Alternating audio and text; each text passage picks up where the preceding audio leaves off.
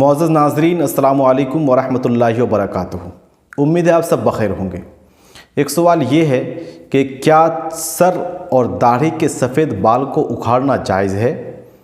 इसका जवाब क्या है, इंशाअल्लाह आखिर तक हमारे साथ बने रहें, तफसील से आपको मालूम हो जाएगा।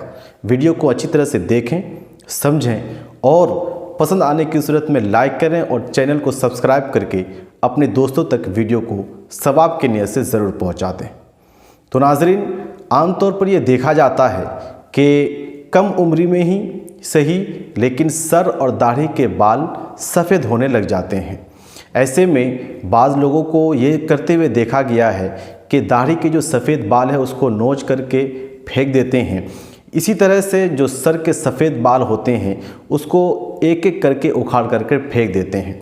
तो ये अमल दुरुस्त है या नहीं है, शरीयत की तरफ से इसका क्या हुक्म है, इसको जानने के लिए हम सबसे पहले नबी करीम सल्लल्लाहु ताला अलैहि वसल्लम की एक हदीस को पेश करेंगे। नबी कौनैन नाज़िश हर्दो जहाँ हुज़ूर सरवर कायनात सल्लल्लाहु ताला अलैहि वसल्लम इरशाद फरमाते हैं कि तुम लोग अपने सफ़ेद बालों को हरगिज़ ना उखाड़ा करो, क्योंकि कल क़यामत के दिन अल्लाह तबारक व ताला इन सफ़ेद बालों को नूर से बदल देगा। यानी जो मोमिन हालत ईमान में बूढ़ा हो जाए या उनके बाल सफ़ेद हो जाए तो कल क़यामत के दिन अल्लाह तबारक व ताला इन बालों को नूर बना देगा। एक रिवायत में ये है कि हालत ईमानी में जिसके बाल सफ़ेद हो गए तो अल्लाह तबारक व ताला हर बाल के बदले में उसे एक नेकी अता फरमाएगा और एक गुनाह को माफ़ फरमा देगा। इस हदीस के रूह से शरीयत का हुक्म साफ वाज़ेह हो जाता है कि सफ़ेद बालों को नोच करके फेंकना जायज़ नहीं है। ऐसे में मसला खड़ा हो जाता है उन नौजवानों के लिए जिसकी अभी तक शादी नहीं हुई है, रिश्ता तय नहीं हुआ है और चेहरे या सर के बाल सफ़ेद होने लग जाते हैं। तो उसके लिए शरीयत की तरफ से ये इजाज़त भी मौजूद है कि बतौर ज़ीनत नहीं, बग़र्ज़े ज़ीनत नहीं, बल्कि यूं ही अगर देखने में ख़राब लगता हो, रिश्ता आने में परेशानी होती हो तो वो उसको उखाड़ सकता है, लेकिन ना उखाड़ना बेहतर है। ये बात आप अच्छी तरह से ज़हन नशी कर लें कि ज़ीनत के गर्ज से नहीं होना चाहिए। आम तौर पर ये ज़ीनत के लिए ही किया जाता है, खूबसूरत दिखने के लिए किया जाता है।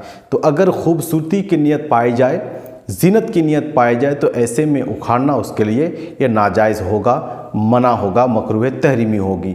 और अगर ज़ीनत मकसूद नहीं है तो फिर वो उखाड़ सकता है।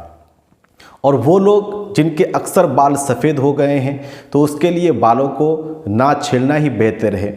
एक तो उखाड़ना मना है, दूसरा ये है कि वो कितने बालों को उखाड़ सकते हैं।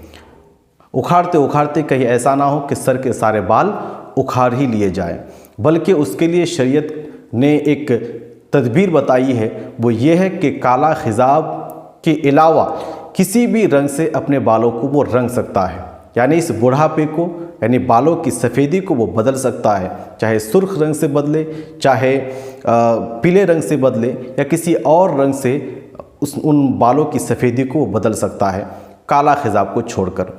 काला खिजाब का हुक्म क्या है, इसके बारे में जानने के लिए हमारे साथ बने रहें। इंशाअल्लाह अगली वीडियो काला खिजाब के बारे में ही आने वाली है।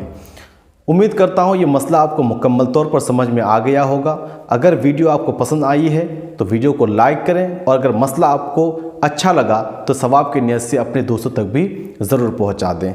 चलिए मिलते हैं किसी अगली वीडियो में नए टॉपिक के साथ। जब तक के लिए इजाज़त दें। अस्सलामु अलैकुम वरहमतुल्लाहि वबरकातुहू।